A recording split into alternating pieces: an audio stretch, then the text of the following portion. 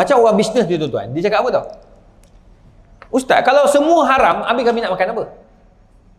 Ayat dia tu. Bank. Dia kata kami ni bank. Kami ni ada duit, kami nak laburkan. Kami nak kembangkan duit. Kami ada 5 bilion. Kami nak jadikan 10 bilion. Kalau ustaz kata haram, buat apa? Siapa nak bagi kat Haji? Kata Haji nak pinjam duit. Oh, bagi 1 juta, bayar 1 juta. Siapa nak buat macam tu? Dia kata. Mana keuntungan kami? Jadi kena bisnes. Dengan duit tu 5 bilion tu kena dibisneskan. Kena dilaburkan. Maka dia kena ikut syariat dia. Sallallahu ala Muhammad. Sallallahu ala Muhammad. Sallallahu ala Muhammad. Bismillahirrahmanirrahim. Alhamdulillahi Rabbil Alamin. Wassalatu wassalam ala ashrafil anbiya'i wal mursalin wa ala alihi wa sahbihi wa tabi'ina ila yaumiddin. Rabbi syrah li sadri wa yassir li amri wahlul 'uqdatam min lisani yafqahu qawli, amma ba'du. Assalamualaikum warahmatullahi wabarakatuh. Pertama sekali kita bersyukur pada Allah Subhanahu wa taala kerana dengan izin dan limpah kurnianya, alhamdulillah, pada malam ini kita dapat sama-sama menyambung balik kuliah kita dalam buku karangan Profesor Dr. Yusuf Al-Qaradawi yang bertajuk Halal dan Haram dalam Islam. Tuan-tuan, puan-puan yang dikasihi sekalian, tajuk kita pada malam ini masih lagi berkaitan tentang kaedah-kaedah penentuan hukum. Antara prinsip yang telah kita bincangkan sebelum ini, fil halali ma yughni anil haram. Yang kelima, setiap perkara yang Allah Subhanahu wa taala haramkan pasti akan ada gantinya. Allah gantikan banyaklah. Allah haramkan zina, Allah gantikan dengan perkahwinan. Allah haramkan riba, tapi Allah gantikan dengan jual beli yang menguntungkan. Hari ini kita akan bincang prinsip yang keenam. Ma'adda ilal harami fahuwa haramun. Setiap perkara yang membawa kepada haram, hukumnya adalah haram. Ini prinsip yang penting juga. Kalau tuan-tuan tengok, apabila mufti-mufti dia haramkan suatu perkara itu, mesti ada sebab. Antaranya perkara yang boleh membawa kepada haram. Ya, kenapa dadah itu diharamkan? Sebab ia membawa kepada keburukan. Maka setiap benda yang membawa pada keburukan, hukumnya haram. Wa minal mabadi' allati qarraraha al-Islam annahu idza harrama syai'an harrama ma yufdi ilaihi min wasail wa saddi dzara'i al-muslah ilaihi. Antara perkara yang ditekankan oleh Islam, setiap perkara yang haram itu, maka Allah mengharamkan semua benda yang boleh membawa kepadanya. Allah haramkan zina, maka Allah haramkan semua benda-benda yang boleh bawa kepadanya. Contoh Allah haramkan zina, maka Allah haramkan tempat-tempat perjudian. Allah haramkan tempat-tempat kelab malam. Orang kata apa kaitan ustaz kelab malam? Kenapa tak boleh kelab malam?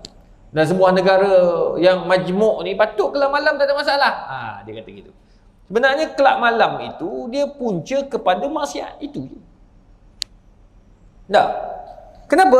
Sebab orang perempuan, orang lelaki berkumpul dalam suatu tempat yang gelap ataupun cerah-cerah sikit. Kemudian dalam tu adanya arak, dalam tu adanya orang jual pil-pil khayal, dalam tu berjoget lambak antara lelaki perempuan tanpa mahram. Sudah pastinya membuka ruang-ruang zina. Itu sebabnya Allah haramkan juga. Sebab ada orang tanya, mana dalil haramkan kelab malam? Tu ada orang tanya juga. Susah juga kalau semua nak dalil ni. Jadi sekarang ni dalil dia ada. Ma'adda ilal haram fahuwa haramun. Setiap perkara yang membawa pada haram, hukumnya haram. Itu sebabnya kita kena ambil perhatian dekat situ. Kaedah ulama, contoh ulama sebutkan sini, haramaz zina. Allah haramkan zina sebagai contoh. Harama kullama muqaddimatihi wa dawa'i. Semua benda yang bawa kepadanya adalah haram. Antaranya juga min tabarruj jahiliyah. Orang perempuan diharamkan berhias dengan hiasan-hiasan yang pelik-pelik. Hari ni tuan-tuan, Dia orang punya perhiasan pelik. Macam makeup saja, makeup saja tu kalau kita, sebab sekarang ni dalam Facebook, Instagram semua dah ada dah. Dia tunjuk muka asal perempuan tu. Asal tu sama macam dinding dah. Tapi dia tacap dah jadi macam apa dah. Cantik bukan main. Rupanya dia buang. Semua tu tambahan-tambahan. Itu semua membawa kepada maksiat. Tapi kalau sekadar sikit, tak ada masalah. Ni penipuan tu.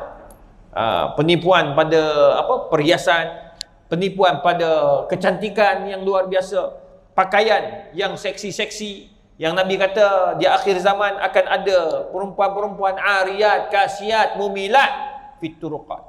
Perempuan yang bagaikan telanjang berada di tepi-tepi jalan. Hari ini bukan tepi jalan, dalam Instagram, dalam rumah kita pun ada. Ni orang pergi haji kata kan.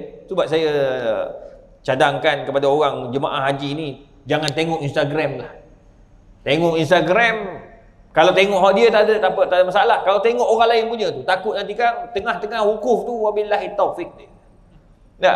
Macam-macam perempuan hari ni tak malu dah menjual barang tu, menjual barang ni.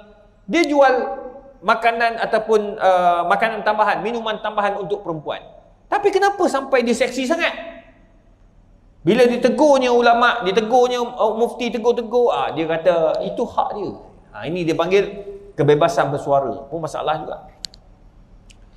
Jadi tak dibenarkan juga semua jenis perhiasan-perhiasan yang boleh membawa kepada maksiat. Wa khulwatun athimah, ataupun berduduan yang diharamkan.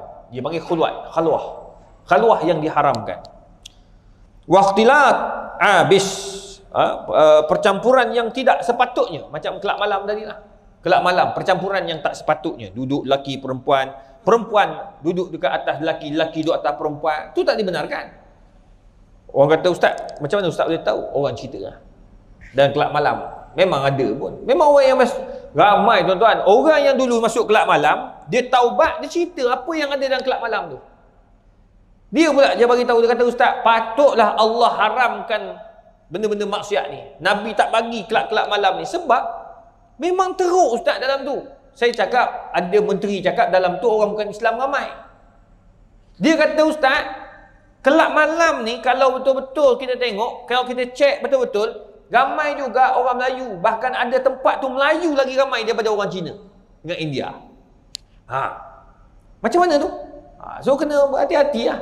Tu sebab ni Islam tutup tu pintu-pintu maksiat. Budak-budak muda pergi. Budak-budak muda ni nak try. Tambah-tambah dia ada satu malam dia panggil Ladies Night. Malam wanita. Bila tu orang perempuan saja masuk. Orang perempuan masuk free. Minum free, makan minuman free, apa lagi makan yang kecil-kecil tu free. Ya, lepas tu yang lain semua free. Lelaki je kena bayar. Katanya bayaran lelaki tu berganda pula katanya. Nak cover hak lelaki perempuan tadi. Jadi lelaki tu datang sebab nak cari perempuan dalam tu, maka hukumnya haram. Semua tu benda tak dibenarkan. Saya baru tahu ada Ladies Night. Saya kata, hari apa Ladies Night tu? Dia kata, ustaz, tidak ada orang tahu. Tak ada orang tahu. Sebab pihak kelab malam tu yang akan tentukan Ladies Night tu bila. Tapi dia akan hanya ada pada Sabtu malam Ahad. Satu malam Ahad minggu pertama ke, kedua ke, ketiga ke, keempat. Jadi orang berpusu-pusu pergi. Jadi dia pergi bulan minggu ni, oh Allah, tak ada lah Ladies Night. Tak ada geng perempuan masuk free. Tak ramai perempuan. Dia datang minggu depan. Jadi orang akan datang tiap-tiap minggu sebab nak dapatkan Ladies Night tu. Kuliah maghrib bulanan kau tak datang. Ladies Night yang mingguan tu kau datang. Yang tak tahu bila, satu bulan satu kali datang. Tu dia. Tuan-tuan, ini masalah ni tuan-tuan. Itu sebabnya baguslah ada menteri yang cuba untuk haramkan benda tu. Tapi bukan senang, bukan mudah tuan-tuan. Nak haramkan benda tu, nak halang tak buka kat Malaysia ni payah. Sebab apa? Arab, Saudi pun dah ada dah. Dulu tak ada, sekarang dah ada dah. Tu. Wasuratun ariyah, gambar-gambar lelaki telanjang pun tak dibenar. Perempuan telanjang tak dibenar. Macam contoh pergi ke pulau-pulau kan, gambar perempuan duduk dalam dekat atas pulau tu ataupun atas pantai, tak pakai baju dengan betul. Lelaki sama juga tak pakai baju dengan betul. Maka tak dibenarkan pakai. Ni bawa datang pakai masjid pula, pening tu imam. Wa adabun maksyuf. Begitu juga dengan tempat-tempat yang terbuka lah. Maknanya dia pakai pakaian-pakaian yang boleh membawa kepada maksiat, ya. Contoh pakaian yang nipis. Sekarang ni nipis pelik tuan-tuan. Dia baru ni saya pergi Terengganu satu hari nak beli baju kain batik. Terengganu kan diminta untuk beli kain batik Malaysia, sokong produk Malaysia. Sebab saya pun ada baju batik Indonesia. Saya suka pakai baju batik Indonesia bukan apa, sebab kain ni murah. Siap jahit baru 80-100 ringgit. Kain dia saja RM20 je. Kain, tapi nampak cantik. Cuma tak tahan lama lah. Kalau Terengganu ni sekali dengan jahit mau 500. Sebab kain ni lembut, 200.5 kain saja. Baru beli kain. Tengok pada corak lah. Adalah corak yang tu tapi tak cantik lah pula. Kita pun kalau nak beli biar cantik, biar ada warna kan. Jadi bila kita beli tu, saya pergi tu, dia pun tunjuk saya, Ustaz, beli untuk orang rumah. Beli untuk orang rumah. Rupanya kain krip. Dia krip. Bila saya tengok kain krip, nipis ni. Kan krip kan. Oh, dia kata, Ustaz, dia ada dua cara. Pertama, kain krip ni kita buat lining. Kalau buat lining, kalau baju tu tempah 200, kena tempah akan jadi 200 sebab dia akan jadi macam dua baju. Oh, costing lagi. Tapi dia kata, Ustaz, orang tak pakai, Ustaz. Orang tak pakai lah lining tu. Pakai macam tu je. Itu krip, dia rasa kat badan tu rasa lembut gitu. Oh, gitu. Nipis ni. Oh, dia kata sekarang ni ada jual untuk orang perempuan bra yang sesuai dengan baju krip. Ulah. Dia ni cakap dengan siapa ni? Dia cakap dengan ustaz aku, bini ustaz punya. Jadi dia kata ada bunga-bunga tu. Rupanya dia memang ada, memang betul. Rupanya memang ada orang jenis pakai macam tu. Dia tak lining tapi dia pakai kain macam tu, tapi luar dia betul. Kalau orang perempuan ada sebahagiannya, dia pakai apa tahu? Dia pakai baju linen. Tahu tak linen? Linen ni mahal.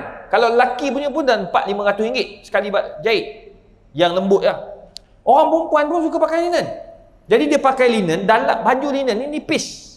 Orang lelaki dia pakai baju dalam dia sampai baju pagoda apa kan. Orang perempuan dia tak. Dia pakai baju dalam dia gitu je. Jadi dia kata seksi. Kalau baju tu putih, dalam dia pun putih. Tak ada apa dah lah. Dia jadi macam tu. Jadi trend yang mengarut. Tu sebabnya tuan-tuan, benda ni bawa pada zina. Tu sebab Allah haramkan. La haula wala quwwata illa billah. Ni sama juga macam pergi haji kan. Saya pun kadang-kadang terfikir juga. Mana geng-geng perempuan ni dia ambil pandangan bila pergi haji, pergi umrah pakai putih semua. Putih semua ni sunat bagi orang lelaki. Tapi perempuan dia tak sunat. Bahkan boleh jadi makruh dan bertukar jadi haram. Jadi saya pergi hantar kawan pergi umrah, pergi haji ni. Ramai perempuan pakai tu. Tapi nipis tuan-tuan. Nampak dalam tu. Macam mana? Dia nak buat sunnah tapi jadi haram. Tu sebabnya benda-benda macam ni kena ambil perhatian. Nanti dekat sana lagi lah. Dengan panasnya, berpeluh, bila berpeluh dia melekat kat tubuh. Lagi membawa kepada maksiat. Tu sebab benda-benda tu kena ambil tahu. Ya. Antara perkara yang membawa pada haram juga, wa min huna qarrara fuqaha hadhihi al-qa'idah ma adda ila al-haram fa huwa haramun wa yushabbihu hadha ma qarrahu al-islam kadzalika anna ithma al-haram la yaqtasir ala fa'ilihi al-mubashir. Kata ulama,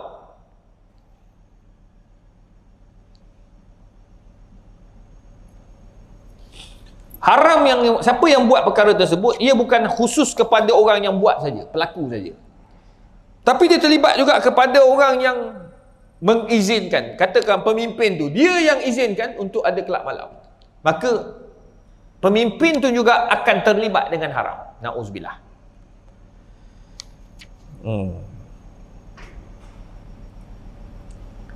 Begitu juga dengan pihak-pihak berwajib yang dia buat satu konsert. Baru ni kat Putrajaya ada satu konsert. Ya, ramailah kan. Tapi kalau nak buat konsert, dia tak salah. Hiburan, boleh hibur. Islam ni bukan agama haramkan. Agama mencegah. Dia mengawas. Tu dia panggil mengawasi. Nak buat konsert buat, tapi kalau boleh asingkan lelaki dan perempuan, tu satu. Nombor dua, yang menyanyi kat atas tu pula, dia kenalah pilih. Kalaulah betul nak ikut ajaran Islam, penyanyi atas tu pun kita letakkan syarat, mesti tutup aurat. Selesai masalah. Tapi itu susah lah tuan-tuan, susah. Kita hanya boleh buat teori, tapi praktikalnya pemimpin tu kena buat. Tapi pemimpin dia tak boleh nak buat, dia tak boleh nak kawal, dia tak boleh nak tetapkan, maka dia terpaksa tanggung dan jawab depan Allah Subhanahu Wa Taala. Bukan senang ya, tuan-tuan.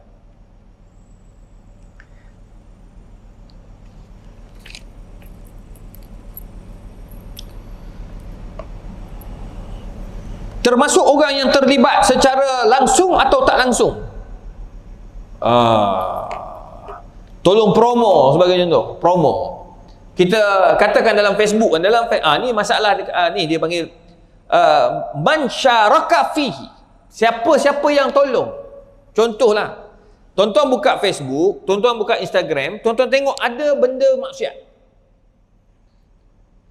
Perempuan tak tutup aurat sampai membawa kepada maksiat, maknanya dia ni pakai seksi yang melampau. Kita pun pergi like.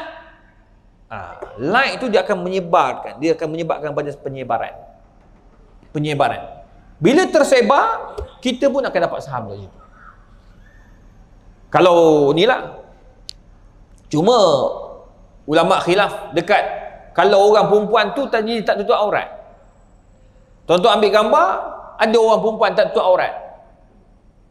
Tuan-tuan letak kat dalam Instagram, Facebook ataupun dekat dalam berita. Kita nak sebarkan berita tu, tapi perempuan yang tu tak pakai tudung sebagai contoh. Itu khilaf. Kalau dia tu memang tak pakai tudung, itu dia antara dia dengan Tuhan lah. Kita nak menyampaikan apa yang ada kat situ. Atau hatta orang bukan Islam, dia ambil gambar dengan saya contoh. Baru ni ada seorang profesor ambil gambar.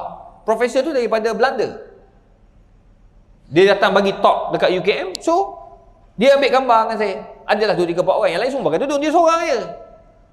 Dia kata-kata saya letak kat dalam Instagram, Facebook. Adakah saya berdosa? Tak, sebab dia memang tak pakai tudung. Dia bukan Islam pun, dia tak terikat dengan syariat Islam. Cuma kalau dia pakai bikini, tu tak boleh. Sebab luar daripada adat yang sepatutnya. Tu antara perbincangan ulama lah. Warak tinggalkan, tak payah letak. Tak payah letak. Tapi payah moga dalam ni kadang-kadang kita pun tak tahu orang lalu dalam duduk kat luar negara, ada orang bukan Islam kat belakang tak pakai tudung. Benda tu memang tak boleh nak elak. La yukallifullahu nafsan illa wus'aha. Kita buat apa yang kita termampu buat. Fatashmul kullu ma syaraka fihi, yang terlibat, yang like. Kadang-kadang kita tengok, saya duduk perhati ya tuan-tuan, bila kita letak gambar ataupun poster hadis-hadis like adalah 1,000, 2,000 Tapi kalau letak gambar Mr. Bean 38,000. Hebat lah. Gambar Mr. Bean 38,000. Tak usah cakap orang lain lah. Kalau dia buat lawak dia tu, juta orang boleh view. Tapi kalau letak ayat Quran, bacaan ayat Quran, saya saja letak yang Qori daripada Mesir tu. Dapat like 68,000 view. Tapi letak lawak lawak apa saya pun tak tahu, kan lawak biasa, itik berlari-lari makan tu kan, letak itu je 127,000. Beza tu, maknanya itik lagi banyak like daripada baca Quran tadi. Tak tahulah apa masalah dia orang ni. Kadang dia lah. Sebenarnya kalau dia like dia dapat pahala. Like dapat pahala, share dapat pahala. Macam ni sahabat-sahabat kita dia rakam ni, dia live kan dekat Facebook dan Instagram dia. Share dapat pahala, dia like dapat pahala. Tapi nak dapat like tu masalah dia. Tu pelik-pelik zaman sekarang tu, dia akan dapat dosa juga dekat situ. Kullu ma yanaluhu minal ism ala qadri musyarakatih, dia akan dapat dosa ikut apa yang dia buat lah. Sebab dalam bab arak, Nabi SAW melaknat semua yang minum, yang tolong buat arak, yang tolong bawa arak, yang tolong tuang, yang tolong, semua terlibat haram. Ma'adda ilal haram fahuwa haram. Sekarang ni bank, bagusnya bank. Tuan-tuan masuk bank. Baru ni saya jumpa CEO sebuah bank. Dia kata alhamdulillah sekarang ni macam Maybank sebagai contoh. Tuan-tuan pergi Maybank, tuan-tuan pergi CIMB, tuan-tuan masuk buka akaun. Buka akaun je, buka ni zaman Tan Sri Wahid Omar. Dia kata memanglah Maybank ni dah lama dah. Dia termasuk daripada 500 bank terbaik dunia. Jadi pastilah konvensional. Macam mana nak ubah? Dia ubah macam mana? Dia ubah sedikit demi sedikit. Dia masukkan panel syariah. Lepas tu dia cuba asingkan dua jenis pelaburan, yang patuh syariah, yang tak patuh syariah. Nama Maybank, cuma Maybank Islamik dia tambah belakang. Akhirnya dia buat macam mana? Dia kata akhirnya kita buat macam mana? Kita buat terus. Bila orang masuk je dalam Maybank, masuk CIMB, buka akaun dia akan buka akaun Islamik terus. Automatic Islamik. Dulu kan kalau kita buka tu konvensional kan. Sekarang tak. Buka je Islamik. Cuma dia akan ubah apabila tuan punya badan kata saya tak nak Islamik, saya nak konvensional. Saya kata ada ustaz. Ada. Jadi kami ni sebagai pegawai kat situ, kami akan nasihat, tuan minta maaf, saya nak maklum bahawa akaun yang kami dah nak bukakan untuk tuan ni adalah Islamic account. Cuma bila tuan minta untuk pergi ke konvensional, kami nak bagi tahu bahawa di situ ada riba. Tengok sekarang ni bank-bank semua buat macam tu lah. Mohon ya? Semua. Dia akan bagi tahu. Jadi kadang-kadang orang bukan Islam pun dia datang, dia nak yang Islamik. Dia nak Islamic bank, yang akaun Islamik. Tapi kalau orang bukan Islam, kadang-kadang dia tanya, okey, ni Islamik, ni bukan Islam. You nak pilih mana? Jadi orang ikut dia orang. Ada yang minta banyak Islamik. Ada juga yang minta konvensional. Tu terpulang dia bukan Islam. Yang masalah orang Islam ni. Masuk-masuk, ni kenapa ada Islamik? Oh, kami memang dahulukan Islamik. Oh, minta maaf, saya tak nak Islamik, saya nak yang konvensional macam biasa tu. Oh, dia bagi tahulah, ada riba, tak apa. Riba tu saya yang makan, bukan awak makan.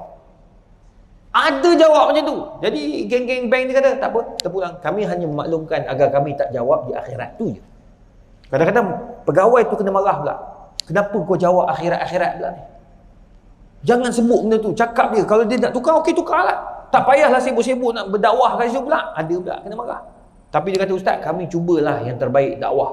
Ada yang nak tukar. Dia kata nak tukar ke konvensional. Jadi kami cakap, kata, tuan, minta maaf ya, sebab kalau ni kau ada riba. Jadi takut jadi apa-apa tak berkat apa benda. Benda tu kan tak baik untuk orang Islam. Dia tak sebut haram, dia kata tak baik untuk orang Islam. Oh ya ke? Okeylah, tak apa, tak ada masalah. Jadi dia orang pun tanya, ada beza ke? Kalau masuk konvensional ni untung besar ke?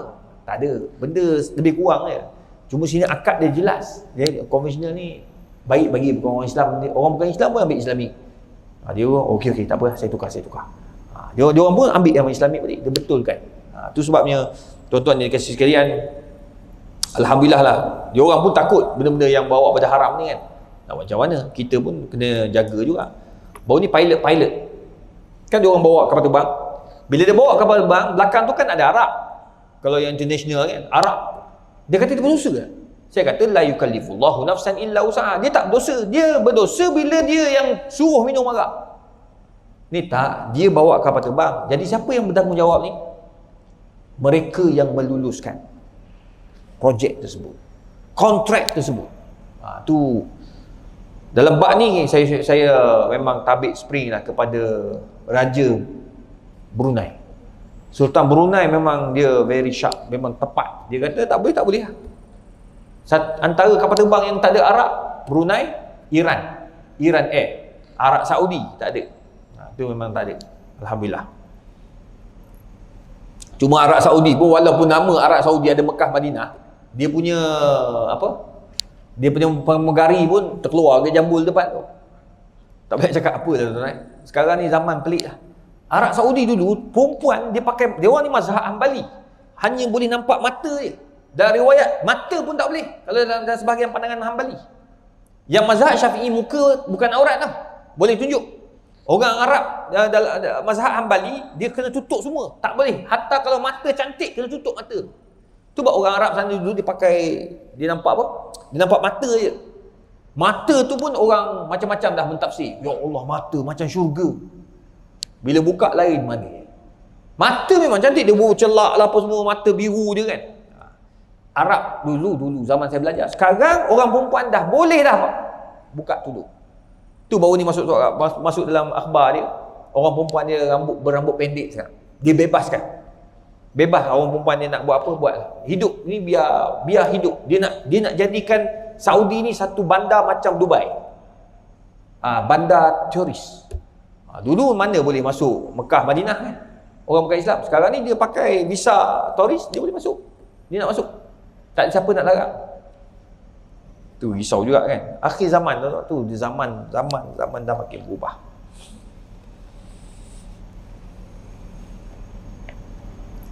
Prinsip yang ketujuh, at-tahayul 'alal haram haramun. Ni cantik. Mencari helah untuk buat benda haram, hukumnya adalah haram. Wa kama harramal Islam kullu ma yafdi ila al-muharramat min wasa'il zahirah. Harrama at-tahayul 'ala irtikabiha bil wasa'il al-khafiyah wal hiyal asy-syaitaniyah. Cari helah untuk buat benda haram ni, hukumnya haram. Contohlah, Allah haramkan riba. Tapi dia tukar riba tu kepada benda lain. Contoh, dia tukar kepada apa? Dia tukar kepada kos pengurusan. Tu yang PTPTN, ingat dulu satu ketika dulu dia sampai 4% kan. Masuk muzakarah fatwa, tukar semua jadi berapa persen, turun daripada 4 turun 1. Akad dia pun dah berubah dah. Dia tak panggil kos pengurusan. Pengurusan ni kena tengok berapa kos dia. Rupa-rupa tak sampai berapa persen pun. Ni sampai 4 ke balut. Dia bagi balik, ada yang kata bagi balik dan sebagainya lah. Tu dia tukar nama.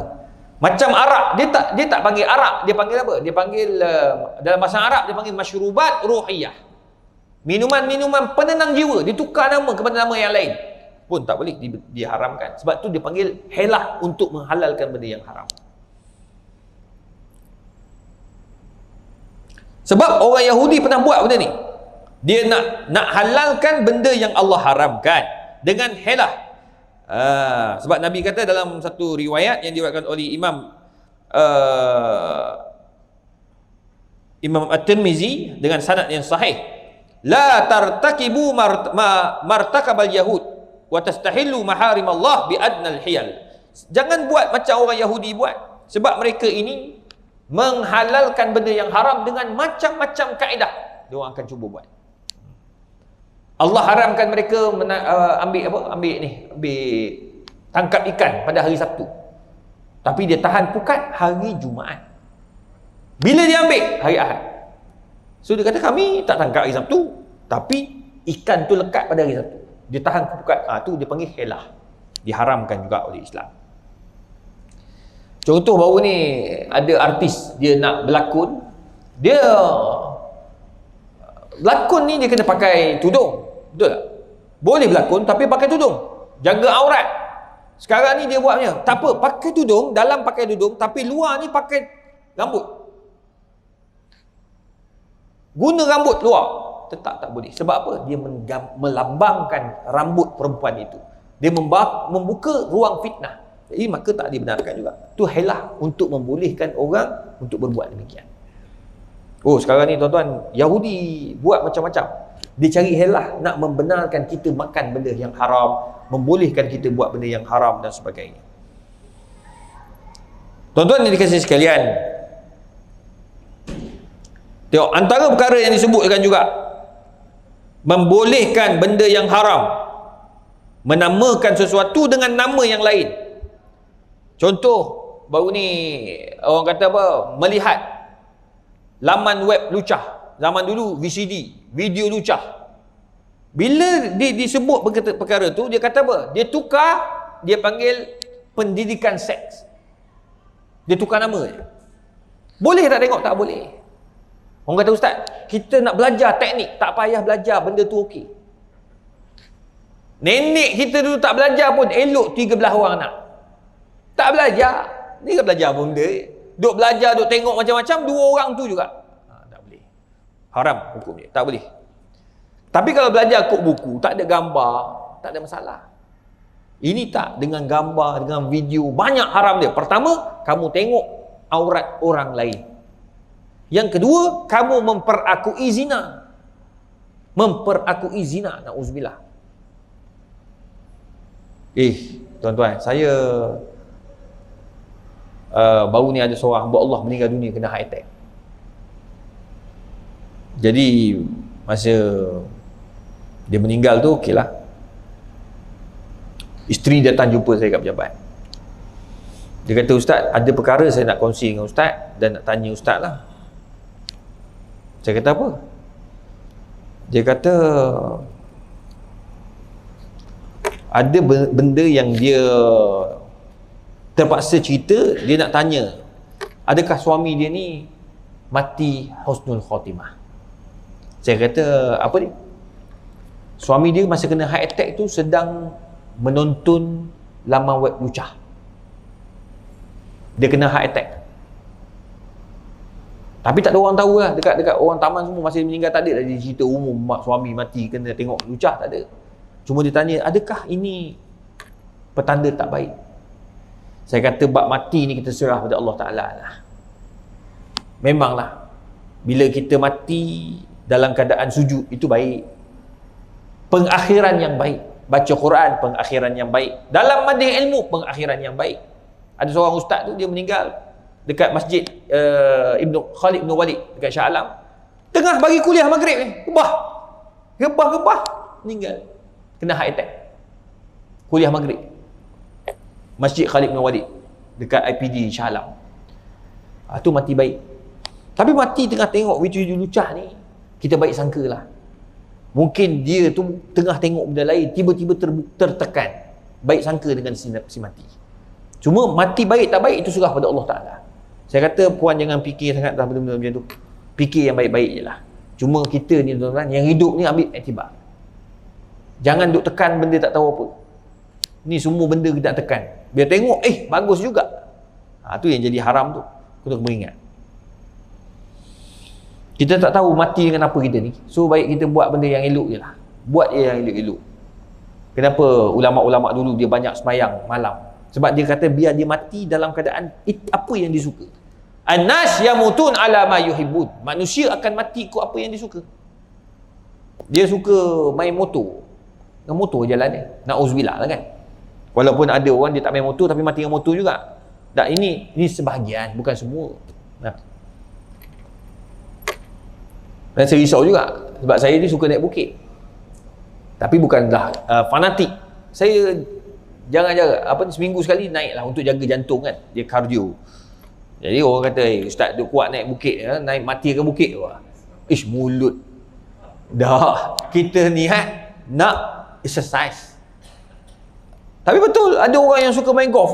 Golf tak boleh lari dia. Seminggu mesti main golf. Meninggal tengah padang golf. Tu apa-apa pun kita doa yang baik-baik lah tuan-tuan. Minta, ya Allah aku nak mati dalam keadaan baik. Ada orang dia pergi Mekah selalu kan, dia nak mati kat Mekah. Tak mati kat Mekah. Khalid bin Walid nak mati kat padang pedang, dekat medan perang, tak mati kat medan perang. Dia meninggal dekat atas katil. Umar bin Khattab nak meninggal di medan perang, tak meninggal tengah sembahyang. Osman bin Affan sama juga nak mati syahid, tak mati tengah baca Quran. Tengok, tak ada, kita kena mati, minta doa Allah mati dalam keadaan baik. Jadi kalau kita tengok jalan, ada orang kata, boleh tak kita nak berdoa, ya Allah, aku nak mati dekat Masjid Haram. Boleh tak? Boleh minta baik-baik. Meninggal kat Mekah, baik. Meninggal kat Madinah Al-Munawwarah, baik. Meninggal pada malam Jumaat, baik. Meninggal pada hari Jumaat, baik. Meninggal, nak minta dengan Allah, minta, tapi tak boleh bunuh diri untuk mati pada hari tersebut. Kan ada kat Mekah kan banyak berlaku, dia naik tingkat 3, dia terjun ke bawah, mati terus. Itu bukan mati baik, itu mati bunuh diri. Sebab bukan masa dia kau dah bunuh diri. Itu haram hukum dia. Baik, itu pun dinamakan helah untuk mati baik. Tak mati baik, dia mati baik ni mati mengejut. Macam ada orang yang kawan-kawan kita kan, jemaah kita, sahabat-sahabat kita, dia pergi sana tu elok-elok je, tawaf, tiba-tiba sakit dada, meninggal. Rehat dekat Maqam Ibrahim tu, meninggal kat situ. Dalam ihram belum sempat buat sa'i, meninggal dah. Ada saya seorang Prof Iran. Prof Iran ni UKM lah. Dia baik, tuan-tuan, baik sangat. Dia buat kajian tentang indeks rasuah Malaysia. Dia pernah cakap kat saya, dia kata, Ustaz, saya buat kajian rasuah, Ustaz. Saya tahu data-data menunjukkan kementerian mana paling banyak rasuah. Dia dapat daripada zaman Pak Lah dekat 4 juta. Kajian tu. Tapi kajian tu dah siap, dia tak boleh disebarkan sebab itu rahsia kerajaan. Baguslah. Cuma mungkin untuk pembaikan kerajaan kan. Tapi dia rasa takut, dia rasa, Ustaz, saya takut, Ustaz. Saya kalau saya bagi tahu data, habis lah. Saya pula kena tangkap. Jadi saya ni takut adakah saya akan mati dalam keadaan tak baik sebab saya simpan kebenaran. Saya kata tak. Prof buat tu untuk penambahbaikan oleh kementerian-kementerian tersebut. Prof bagi pada kerajaan, kerajaan akan baca, kerajaan akan cek, kerajaan akan buat penambahbaikan melalui SPRM. Lega dia. Lepas tu pergi Mekah. Dia pergi Mekah dengan isteri dia tu. Dia tawaf malam. Tawaf. Sampai tawaf ke apa dia tak sedap dada. Dada tak sedap. Dia cakap dengan isteri dia, kata kita naik hotel dia. Hotel dekat Safwa tu je. Safwa ke atau Clock Tower, antara dua tu lah. Kita rehat kejap. Nak balik rehat. Tawaf tak habis lagi. Sa'i pun tak lagi dalam ihram ni. Dia pergi-pergi naik atas. Terus sesak nafas dan meninggal dunia. Meninggal dalam wudu, meninggal dalam ihram, tak sempat habis lagi tengah tawaf lagi dia dah berhenti. Sa'i pun tak sempat. Dalam yang ketiga, dia meninggal di tanah suci. Orang macam ni dia akan dibangkitkan di pada mahsyar. Yub'atsullah yaumal qiyamah mulabbiya, akan bertalbiyah. Labbaik Allahumma labbaik labbaik la syarika lak labbaik innal hamda wan ni'mata laka wal mulk la syarika lak. Maknanya dia bangkit di pada mahsyar, satu kumpulan ni semuanya sedang bertalbiyah. Ini yang kita nak. Pakai kain ihram pula. Dia akan bangkit dengan pakaian dia tu yang dia mati. Allahumma salli Muhammad. Hatta dia ke bumi pun pakai dengan kain ihram dia tu. Masya-Allah. Tu yang kita nak mahukan. Dia mati dalam keadaan baik. Diminta dengan Allah nak mati yang baik. Baik.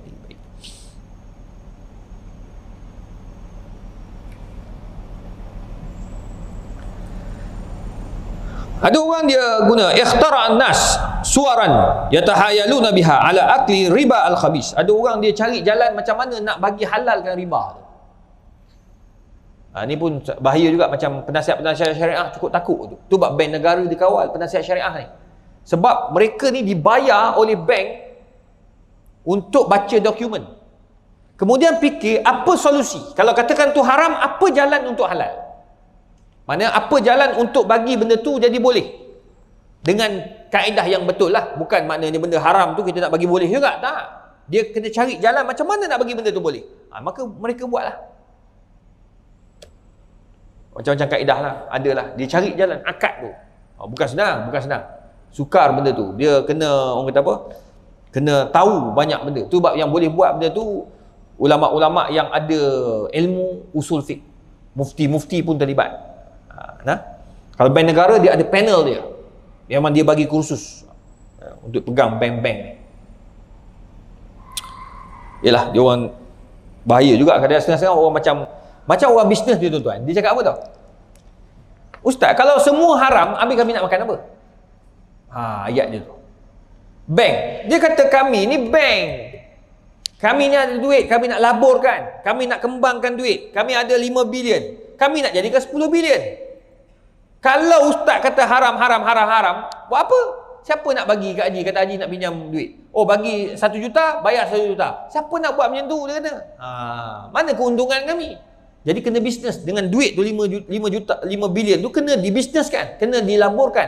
Maka dia kena ikut syariat dia. Tu dia ada tu cara lain lah. Nanti kita akan bincang macam mana cara dia tu. Ada kaedah dia. Tapi bukannya benda tu haram, tiba-tiba kita kata, boleh, tak ada masalah. Kita halalkan. Tak boleh.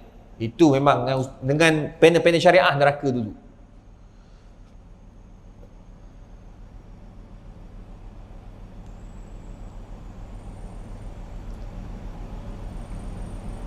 Macam arak juga, dia dah tukar lah banyak. Sekarang ni dulu orang kata apa, nama arak kan, sekarang nama sake lah, toddy lah, dia tukar nama tu. Ini semua benda-benda yang membimbangkan. Sebab dalam satu riwayat yang diriwayatkan Imam Ahmad, la yastahillanna ta'ifatu min ummati al-khamar yusammunaha bighairi ismiha. Dan satu riwayat Imam Ahmad, akan ada satu zaman manusia ini menghalalkan arak dengan menamakan arak itu dengan nama-nama yang lain. Sekarang ni dah ada kan orang kata apa, non-alcoholic drink. Kita Malaysia dah tetapkan, kalau non-alcoholic drink tu, minuman tu dia kata non-alcoholic. Okey, non-alcoholic. Tengok dia punya syarikat tu daripada kilang arak ke? Kalau daripada kasbet juga tak boleh. Sebab daripada kasbet tong yang sama dia masuk, dia pisahkan halal dan haram, ataupun yang ada alkohol tak ada alkohol. Tak boleh. Benda yang sama. Tapi kalau syarikat lain, cuma nama je. Apa ni? Dia tulis tu non-alcoholic drink. Tak ada kaitan dengan arak, dia buat daripada minuman yang betul, daripada buah, cuma botol dia tu macam arak. Itu tak ada masalah. Cuma kita minta dia tukarlah botol. Kenapa nak ikut botol arak juga? Dia kata botol arak ni ada aura. Tak, penting kepala. Sekarang ni macam-macam tuan-tuan. Macam sekarang ni dia gunakan kaedah kan. Oh, hari ni kita tak makan babi dah, tapi makan gelatin babi. Gelatin ni macam mana gelatin? Saya ingat dulu masa botox, masa pengharaman botox oleh Muzakarah Fatwa Peringkat Kebangsaan tu. Dia botox ni dia ada enzim tau, ada enzim babi masa tu.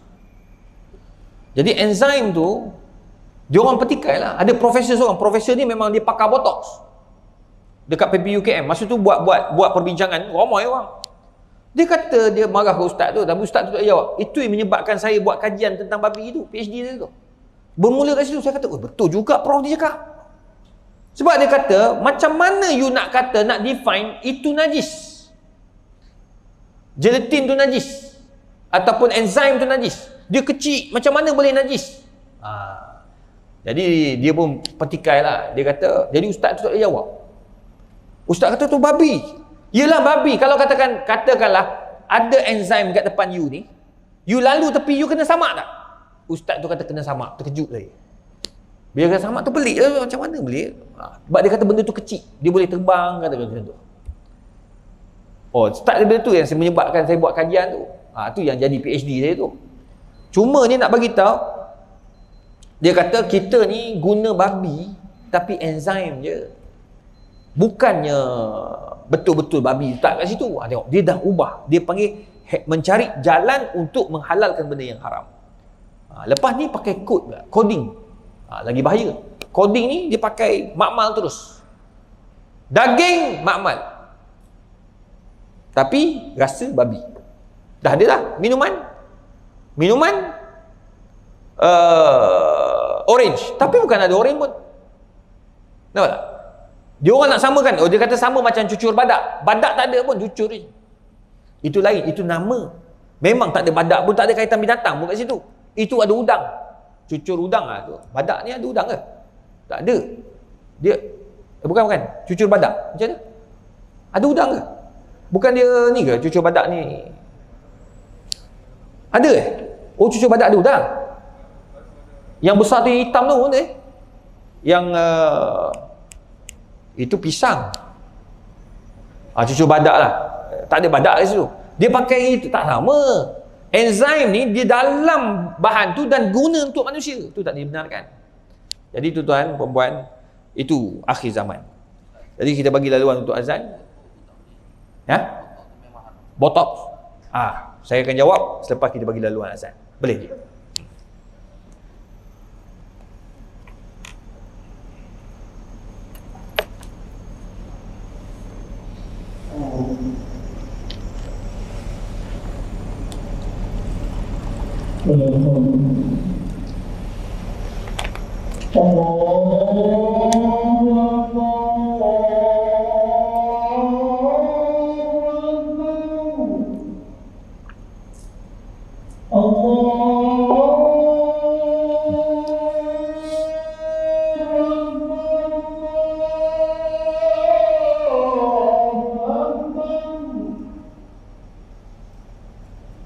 أشهد أن لا إله إلا الله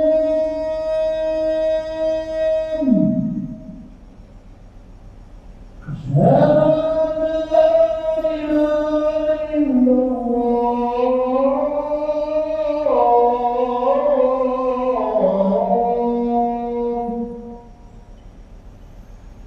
أشهد أن محمدا رسول الله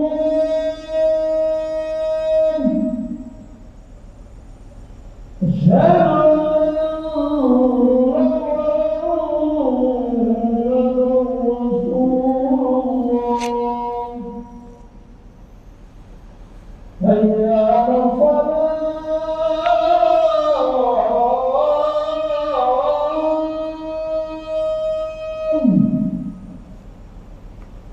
هيا على الصلاة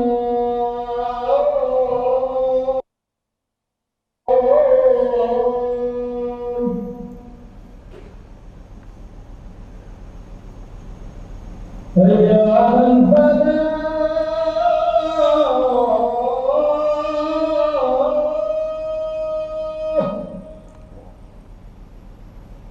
هيا على الفلاح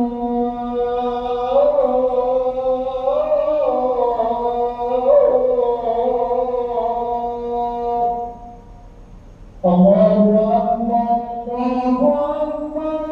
الله أكبر Allahu Akbar. لا إله إلا الله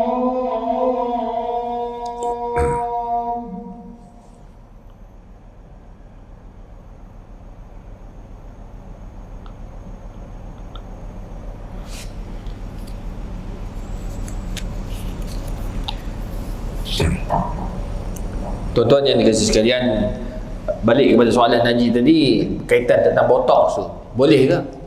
Botox tu telah difatwakan tidak boleh diambil, haram hukumnya, kerana enzim tadi tu mengubah ciptaan Allah tu nombor 2, diubah daripada muka macam ni jadi macam ni, tapi punca kat situ lemah, tak kuat. Yang kuat ada enzim babi.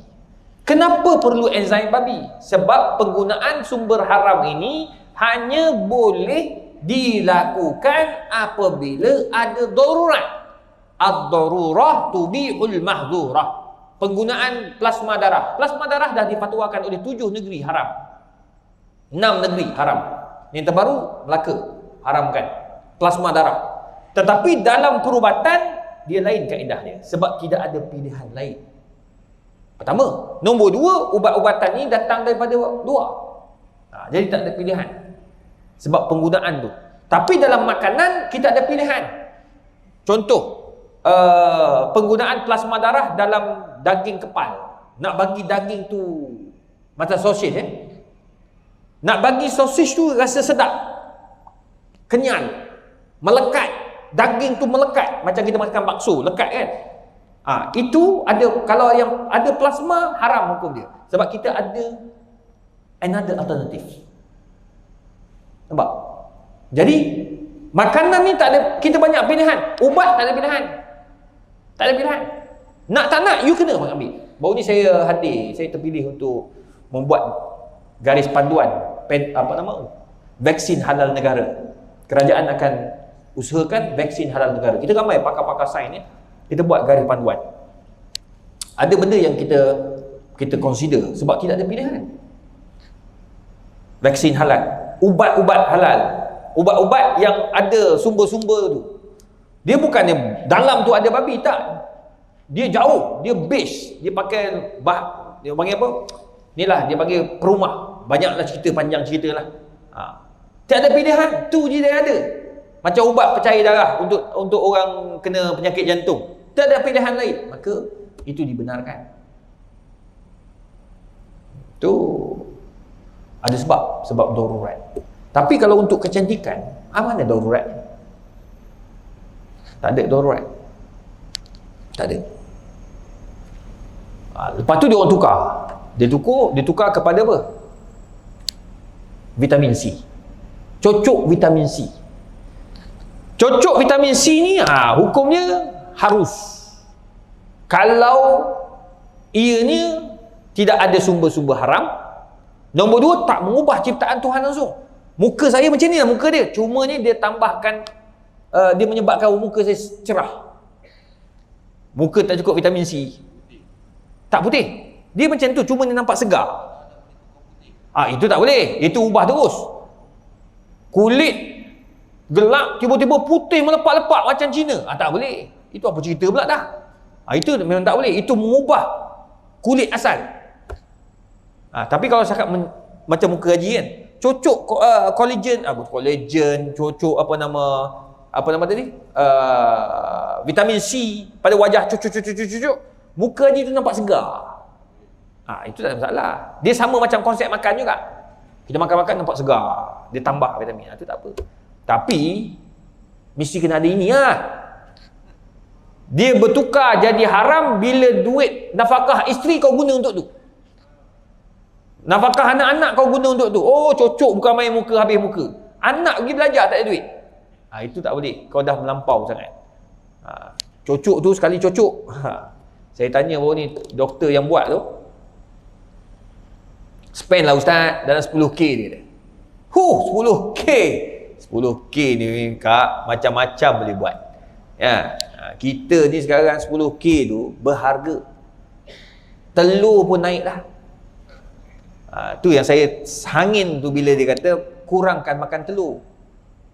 10 kalau 30 kurang ke 25. Itu kamu. Kalau orang miskin, itulah makanan asasi dia. Nak kurang apa lagi? Memang satu hari 20 kilo sebab 20 biji sebab anak dia 12. Hari ni telur masak pedas, esok telur masak kari, lusa telur masak sup. Saya jumpa dah ni kat Bangi. Dia kata, ustaz, saya pelbagaikan makanan telur tu setiap hari sebab anak saya ramai ustaz. Tak cukup duit nak makan ayam. Ayam seminggu sekali je. Lepas tu dia cakap, baru ni marah betul dia. Kata, ustaz, susah hidup saya macam ni, kata. Dia kurangkan telur nak makan apa lagi? Janganlah pula ada pula kata kita banyakkan makan kangkung pula. Setiap kali ada je pelik-pelik dia orang ni, tuan-tuan. Jawapan baik kau jawab. Buatlah sikit kajian nak jawab macam mana pada rakyat ni. Kita akan usaha, kita akan fikirkan alternatif yang terbaik. Kau buatlah macam mana pun. Kau jangan jawab macam tu. Kalau jawab macam tu, aku boleh jadi menteri. Saya boleh jadi pengarah. Tak, senang jawab. Ayam mahal. Jangan makan ayam, makan ikan. Okey. Kalau macam tu semua orang jawab, tak payahlah. Ambil tu imam, jadi pengarah terus. Semua orang boleh jawab. Itu sebabnya kita ni, tuan-tuan, kena fikir apa orang susah rasa. Kena fikir. Ni kos tadi orang hantar kat saya. Kos makanan dekat universiti meningkat. Itu pun, apa tu dia, ustaz, siapa yang akan memperjuangkan ni? Dia WhatsApp kat saya pensyarah universiti. Macam nak tuju kat aku je. Mana saya boleh? Saya bukan menteri pengajian tinggi. Bab makanan ni memang, kalau naik je minyak, naik je ayam, naik je telur, wabillahi taufik. Tak boleh buat apa lah. Memang akan naik. Tu buat saya kadang-kadang saya gelak juga orang kata, jangan risau, telur naik, barang tak naik. Apa ni, makanan tak naik, makanan asasi tak naik. Sebab telur je naik. Tu minyak tu. Jadi tu buat tuan-tuan, kita kena berjimat cermat lah. Macam mana duit kita banyak pun, jimat cermat. Ni 10,000 nak pergi cocok ni. Cocok ni 6 bulan je, lepas tu datang balik. Dia akan datang jadi balik. So tak payahlah nak cocok-cocok semua tu. Cocok tu kalau yang jenis ada duit lebih, gaji dia sebulan. Ada seorang baru ni dia, saya tolong kirakan zakat dia. Dia punya pendapatan setahun, tuan-tuan. Setahun tahun 2021, pendapatan dia 8.9 juta. Kira zakat dia. Suka tengok dia bayar zakat semua. Dia tak bayar HDN, dia bayar zakat semua. Suka tengok, bagus. Happy kita tengok orang Islam kita kaya macam kan. Tapi tak sombong. Waktu bagus je. Tak sombong. Suka tengok orang kaya tak sombong. Ini baru beli Honda Accord. Tak ada dah. Dia tengok orang kecil semua.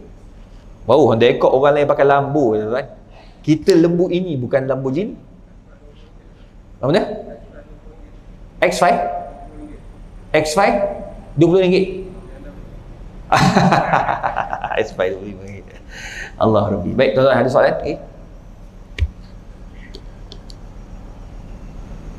Ni ada satu orang tanya soalan online. Dia tanya, Assalamualaikum Ustaz. Apa pandangan Ustaz? Suami saya selalu mencari helah untuk berkahwin nombor 2. Adakah itu termasuk helah yang diharamkan? Ini semua masalah.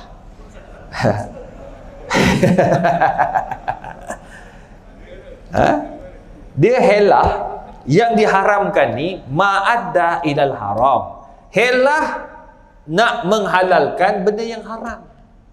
Kalau poligami itu, siapa kata poligami itu haram? Helah untuk buat benda halal, halal. Tapi cara kau buat tu kalau tak betul, boleh bertukar jadi haram. Tu kena faham. Memanglah dia kata, Ustaz, saya mungkin masuk kakak ni, suami dia cari helah untuk menghalalkan benda yang dia tak boleh buat. Dia nak halalkan perempuan tu, dia pergi mana? Perlis, contoh. Pergi Perlis bayar sekian, tu jadi isteri. Tak payah pergi ke Gombak pula dah. Tak payah pergi ke Thailand, Indonesia. Jangan. Orang perempuan bagi nasihat. Bagi nasihat kepada orang perempuan yang lain. Siapa-siapa pun, anak-anak kita ke, bagi tahu kalau ada lelaki ajak kahwin kat Thailand, ajak kahwin Indon, jangan kahwin. Dekat Malaysia ni jumpa je hakim-hakim, dia orang boleh tolong. Gunakan kaedah yang betul. Perlis ada cara dia. Terengganu ada cara dia. Mana lagi saya dengar Abu ni? Ada 2-3 negeri. Mudah, mahkamah mudah kan? Jadi pergilah situ. Jadi kalau berlaku apa-apa pun, kita ada hak berdaftar. Pergi Thailand, balik, laki tak daftar, kesian perempuan tu. Dia tak ada nama kat sini. Kalau mati pun dia tak dapat 1 sen pun duit lelaki tu. So beringat. Jadi, suami dia mungkin buat helah nak halalkan tu, dia lari ke pergi ke Perlis, pergi ke Terengganu, pergi ke sebuah negeri-negeri lain yang membenarkan ni untuk menghalalkan perempuan tu. Boleh. Tapi dengan syarat, dia mesti mampu menjadi seorang lelaki yang berpoligami. Kalau tidak, hukumnya haram. Ada setengah orang dia kata, Ustaz, inilah sunnah Nabi yang kita kena ikut. Sunnah ni kau ikut, surau tak datang. Ini tak guna punya orang. Kau datang surau tiap-tiap, buat 10 tahun pergi surau tanpa henti, masjid tanpa henti. Bila isteri tanya, kita bagi tahu isteri, saya nak kahwin seorang lagi, ikut sunnah Nabi. Isteri mati kutu. Awak buat semualah, pakaian, semayang malam, pergi masjid, pergi surau, baca Quran, duit pun ada. So tak ada pilihan lah, you pergilah kahwin lain. Ini tak, masjid tak pernah pergi, azan terkangkang depan RTM TV1. Tiba-tiba saya nak ikut sunnah Nabi, bini terus balun, awak masjid pun tak pergi, nak buat sunnah Nabi. Jumaat pun tak semayang, nak sunnah Nabi. Pora, dia kata. Habis kita. Jadi kita kena tunjukkan lelaki tu. Macam you all dalam masjid ni semua tak ada masalah. Boleh minta. Boleh minta, balikkan minta terus. Minta terus. Saya tak cukup syarat lagi. Jadi insya-Allah doakanlah yang terbaik, tuan-tuan. Saya kata cukup dekat tu, soalan ni panas. Jadi kita ada lagi soalan?